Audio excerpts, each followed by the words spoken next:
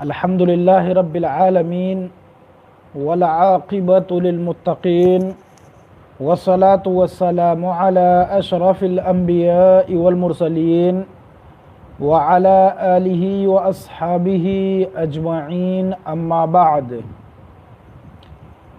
أيها الطلبة الأعزاء،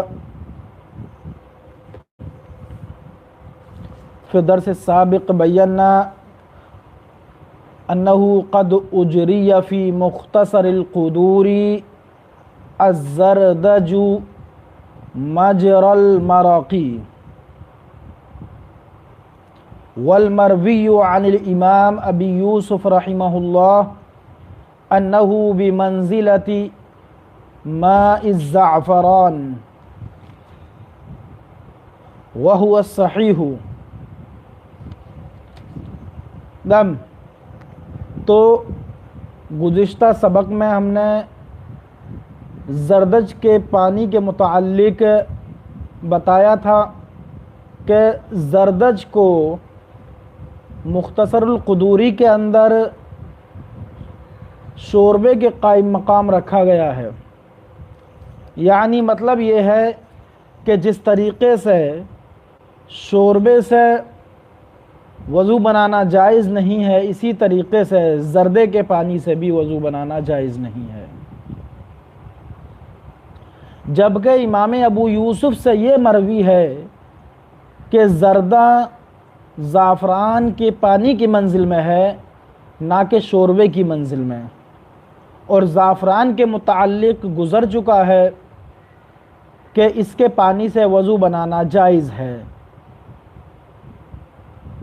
کے پانی سے وضو بنانا جائز ہے. تو جب زعفران کے پانی سے وضو بنانا، طہارت حاصل کرنا جائز ہے، اور امام ابو یوسف نے زردے کو زعفران کی منزل میں رکھا ہے، لہذا زردے سے بھی وضو بنانا جائز ہوگا. اور یہی صحیح بھی ہے کہ زردہ جو ہے وہ ایک کلر جیسا ہے، جیسے ایک زعفران سے کلر نکل آتا ہے، اور زردے سے بھی ایک کلر ہی نکل کے آتا ہے، گاڑھا پن اس میں کچھ بھی نہیں ہوتا. ٹھیک ہے، وہ بھی ایسے ہی ہے.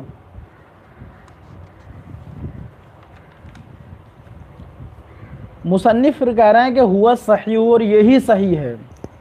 یعنی امام ابو یوسف رحمہ اللہ سے جو مروی ہے یہی صحیح ہے. ٹھیک ہے. اور امام ابو یوسف نے جو روایت کیا اس کو مصنف نے کہا ہوا صحیح. تو یہ کہنا امام صفناقی کہتے ہیں کہ ہوا صحیح جو انہوں نے کہا ہے وہ دراصل امام محمد کے قول سے احتراز کیا ہے، کہ امام محمد کی ایک روایت ہے اس میں انہوں نے کہا ہے کہ اعتبار جو ہے علت کا کیا جائے گا. ٹھیک ہے، یعتبر العلت بتغیر اللون والطعم والریح. ٹھیک ہے، کہ علت کے ذریعے سے رنگ، مزہ اور بو کے بدلنے کی علت کا اعتبار کیا جائے گا. ٹھیک ہے.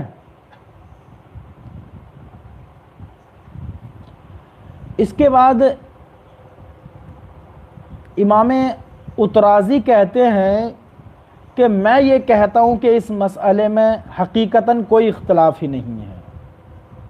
ٹھیک ہے، امام اترازی نے تطبیق کی صورت نکالنے کی کوشش کی ہے، تو کہتے ہیں کہ میں یہ کہتا ہوں کہ اس مسئلے کے اندر حقیقتاً کوئی اختلاف نہیں، اور اس کا حاصل یہ ہے، ٹھیک ہے، کہ حاصل یقتضی الی انہ ان کان المراد به ما اذا کان الماء مغلوبا بماء الزردج فلا خلاف بینہما.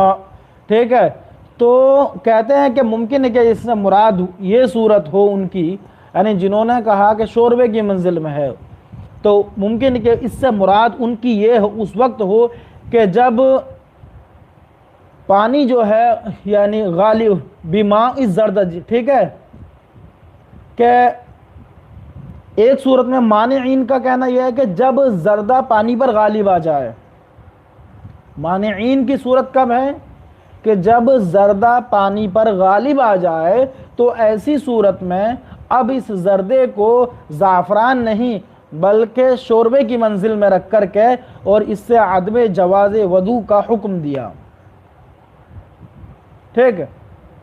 اور دوسرے حضرات جو ہیں یعنی جن لوگوں نے کہا دوسری امام ابو یوسف والی روایت, تو انہوں نے ایسی صورت کے متعلق کہا ہے کہ جب پانی غالب ہو زردے پر, تو دونوں صورتوں میں ٹھیک ہے تطبیق نکل گئی ہے کہ منع کب ہے اور زردے کا پانی شوربے کی منزل میں کب ہے, جب کہ زردہ پانی پر غالب ہو, اور زعفران کی منزل میں زردہ کب ہے, جب پانی زردے پر غالب ہو.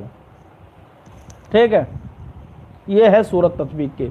قضا اختارہ الناطفی والامام السرخسی. ٹھیک, دیکھیے کیا کہا کہ امام ابو یوسف والی روایت ہی صحیح ہے اور امام ناطفی نے بھی اسی کو اختیار کیا ہے. اسی طریقے سے امام سرخسی شمس الائمہ سرخسی نے بھی اسی کو روایت کیا ہے. ٹھیک ہے, یعنی جو روایت امام ابو یوسف سے مروی ہے اسی کو امام ناطفی نے روایت اختیار کیا ہے. اور وہ کون ہے ہوا, یعنی امام ناطفی ہیں کون ہو, ٹھیک ہے, ان کا پورا نام کیا ہے, وہ ابو العباس احمد بن محمد بن عمر الناطفی. ٹھیک ہے, یہ ان کا پورا نام ابو العباس احمد بن محمد بن عمر الناطفی. اور ان کے کتابیں جو ہیں الواقعات والنوازل, ٹھیک, اور اسی طریقے سے ایک بہترین مشہور کتاب ان کی الاجناس, مشہور کتاب ایک الاجناس, اجناس الناطفی بولتے ہیں اس کو. ٹھیک ہے, تو یہ ان کی مشہور کتاب ہے. رئی کے اندر ان کا انتقال ہوا. ٹھیک ہے, ان کا انتقال رئی, ٹھیک ہے, جو ایران میں ایک جگہ ہے جہاں امام ابو بکر رازی جن کی طرف, وہ بھی رئی کے تھے نا, تو وہیں پر رازی اسی کی طرف منسوب ہے. ٹھیک ہے, 446 میں ان کا ہجری میں ان کا انتقال ہوا. ٹھیک ہے, 446 میں. اور ناطفی ان کو نعت کے پیشہ کرتے تھے, اس کی طرف منسوب ہیں. اور یہ شیخ ابو عبداللہ جرجانی کے شاگرد ہیں. اور یہ جو ہیں ابو بکر الجساس الرازی کے شاگرد ہیں. تو مطلب یہ ہے کہ امام ناطفی جو ہیں یہ ابو بکر الجساس جو ہیں, یہ تو مشہور ہیں بہت. ٹھیک ہے, ابو بکر الجساس الرازی جو ہیں ہمارے فقہ حنفی کے بہت بڑے امام ہیں. ٹھیک ہے, تو ابو بکر رازی الجساس کے نام سے جو مشہور ہیں, ان کے شاگرد ابو عبداللہ جرجانی کے شاگرد ہیں امام ناطفی. ٹھیک ہے, اور امام ابو بکر الجساس جو ہیں یہ ابو الحسن کرخی کے شاگرد ہیں. ٹھیک ہے, یہ ابو الحسن کرخی کے شاگرد ہیں. اور امام ابو الحسن کرخی جو ہیں یہ ابو حازم القاضی کے شاگرد ہیں. کس کے؟ ابو حازم القاضی کے شاگرد ہیں. اور ابو حازم القاضی جو ہیں وہ عیسیٰ بن ابان کے شاگرد ہیں.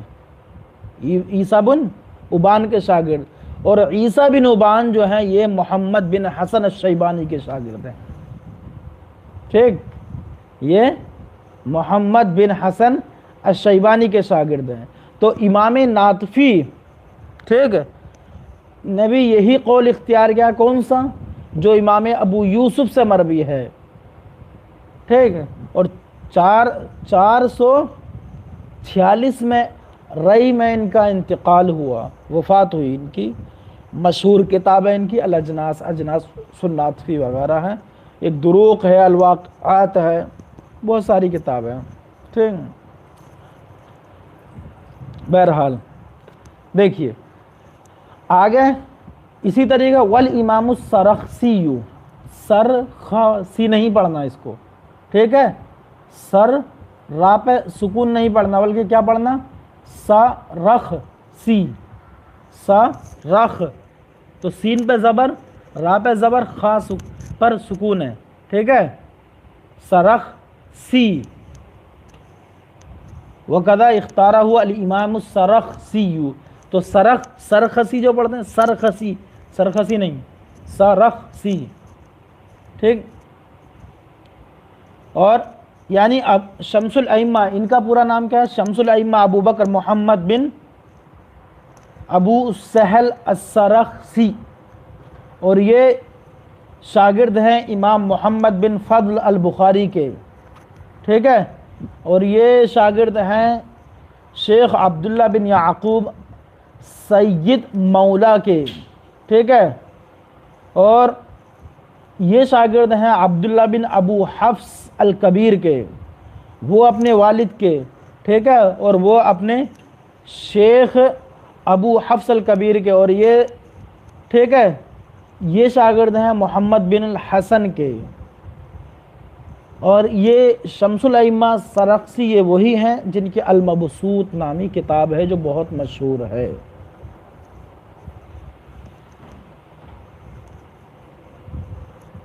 اور انہوں نے اپنی اس کتاب کا جو املا کرایا تھا بعض لوگوں پر، ٹھیک ہے، تو ازرج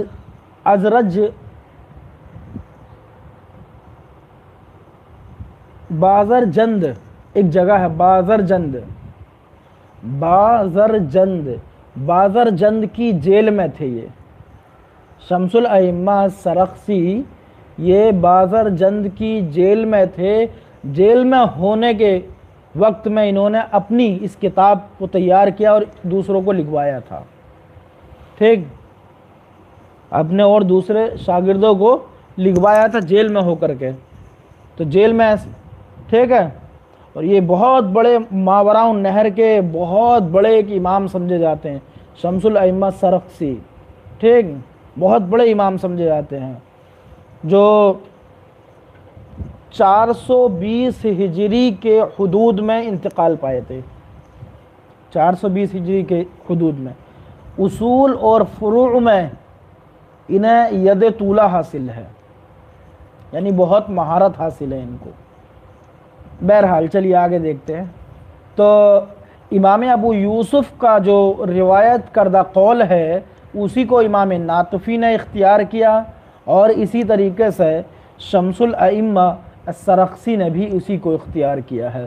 وقال الشافعی رحمہ اللہ لا يجوز التوضؤ بماء الزعفران واشباہہ مما لیس من جنس الارض۔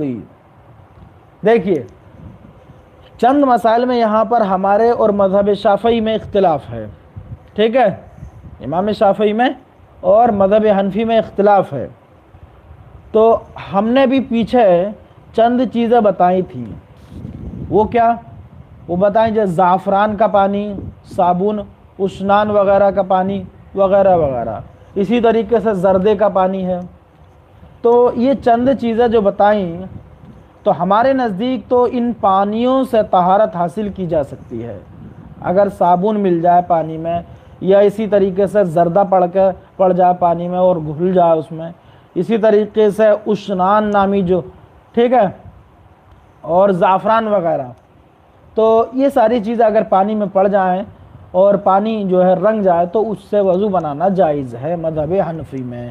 لیکن امام شافعی رحمہ اللہ کہتے ہیں کہ زعفران اور اس جیسے جو دوسرے ہیں، ٹھیک ہے، جو زمین کی جنس سے نہیں، جو زمین کی جنس سے نہیں ہے، ان سب سے وضو بنانا جائز نہیں ہے، یعنی یہی جو صابن کا پانی، اشنان کا پانی، اس کے علاوہ زردے وغیرہ کا پانی، زعفران کا پانی، یہ ان سب سے وضو بنانا جائز نہیں ہے۔ کیوں؟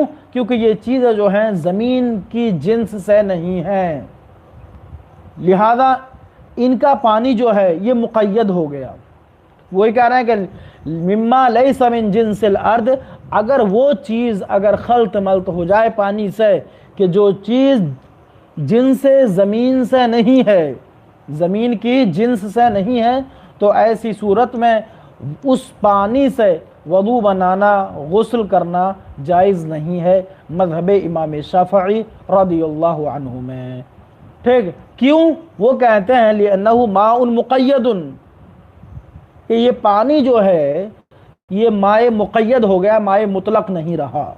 اور اس بات سے ہم بھی متفق ہیں کہ وضو طہارت جو حاصل کی جاتی ہے وہ مائع مطلق سے کی جاتی ہے۔ یہ اگرچہ الگ بات ہے کہ ہمارے اور ان کے درمیان اس مسئلے میں یہ اختلاف ہے کہ ہم مائع مطلق کی تعریف یا مائع مطلق کی تعریف کچھ وسیع اور عریض کرتے ہیں، اور وہ اس کی تعریف مضیق کرتے ہیں، یعنی تنگ کرتے ہیں۔ ٹھیک ہے، تو ان کے نزدیک جو تعریف کا دائرہ وہ کچھ محدود ہے، بہت ساری چیزیں نکل جاتی ہیں۔ ہماری جو تعریف ہے مائع مطلق کی وہ تھوڑی وسیع ہے، جس سے بہت ساری اور دوسری چیزوں کا پانی بھی داخل ہو جاتا ہے۔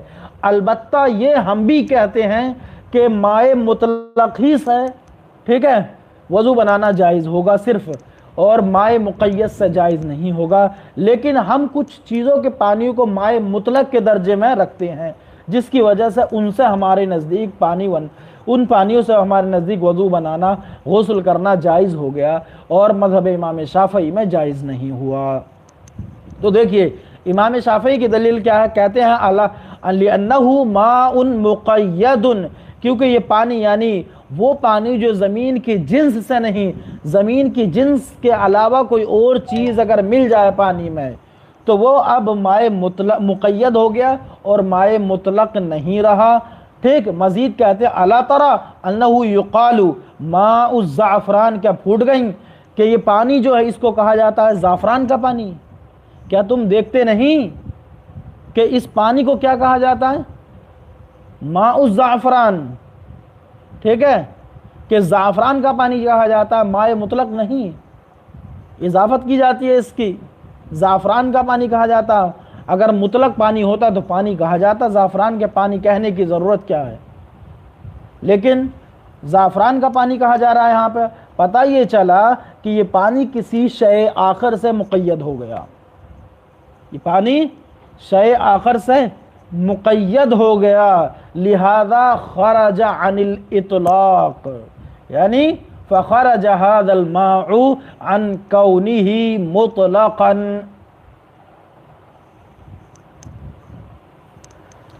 اور جب مائع مطلق کے پانی سے نکل گیا تو یہ ٹھیک ہے وَأَنزَلْنَا مِنَ السَّمَاءِ مَاءً طَهُورًا، اس کے حکم سے بھی نکل گیا، اس آیت مبارکہ کے حکم سے نکل گیا کہ ہم نے تمہارے لیے آسمان سے پاک کرنے والا پانی اتارا۔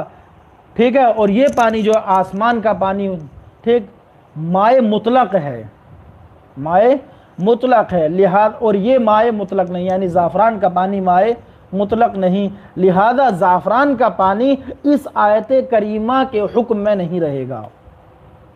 وَأَنزَلْنَا مِنَ السَّمَاءِ مَاءً طَهُورًا، تو اس آیت مبارکہ کے حکم میں نہیں رہے گا۔ ٹھیک ہے، یہ ہے ان کی دلیل۔ پھر مزید انہوں نے اپنی اس دلیل کی وضاحت اس قول سے کی اَلَا تَرَى أَنَّهُ يُقَالُ مَاءُ الزَّعْفَرَانِ، کہ اس کو اضافت کے ساتھ مائع زعفران کہا جاتا ہے، فَلَا يَجُوزُ التَّوَضُّؤُ بِهِ، تو قطعاً اس سے وضو بنانا جائز نہیں ہوگا۔ ٹھیک ہے، اب دیکھیے ایک بات بتا دیں، ایک اہم چیز مذہب شافعی میں کیا ہے۔ مذہب شافعی کے بنا اس بات پر ہے کہ اگر پانی ٹھیک ہے کہ اوصاف میں سے کوئی ایک بھی بدل جائے، ٹھیک ہے، مما لا يمكن حفظ الماء عنہ، اگر پانی کے تینوں اوصاف میں سے کوئی ایک وصف بھی بدل جائے، ٹھیک ہے، کسی ایسی چیز کے ذریعے سے جس سے پانی کو بچانا ممکن نہیں، ٹھیک ہے، جس سے پانی کو بچانا ممکن نہیں ہے۔ پانی کے یاد رکھیے قاعدہ کیا مذہب شافعی میں، اگر پانی کے تینوں اوصاف میں سے کوئی ایک وصف بھی بدل جائے، وہ کیا ہے تینوں اوصاف؟ رنگ، بو، مزہ، ٹھیک ہے، ذائقہ۔ تو ان تینوں اوصاف میں سے اگر کوئی ایک وصف بھی بدل جائے، اور یہ بدلہ کیسے؟ کسی ایسی چیز کے ذریعے سے جس چیز سے پانی کو بچانا ممکن نہ ہو، ٹھیک ہے، ٹھیک، جیسے پانی میں جو تھوڑا بہت نمک رہتا ہے یا چونا وغیرہ رہتا ہے پانی کے اوپر سے آ جاتا ہے، ٹھیک، تو اگر ایسا کچھ ہے اس سے بدل گیا تب تو جائز ہے، اس سے جاز الوضوء بھی، ٹھیک ہے۔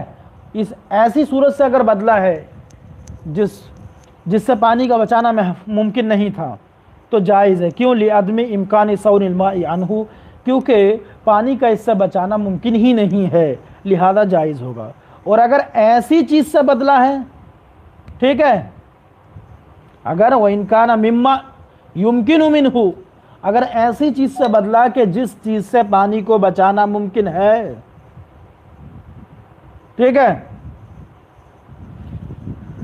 تو اس میں اب یہ دیکھنا ہے کہ اگر ایسی چیز سے بچانا پانی کو بدلا ہے جس سے پانی کو بچایا جا سکتا ہے، جیسے کہ پھر اب اس میں یہ دیکھنا ہے کہ کیا وہ مٹی ہے، تو اگر یہ چیز مٹی ہے تو بھی حکم یہی ہے کہ جائز ہے، ٹھیک، تب بھی جائز ہے، ٹھیک۔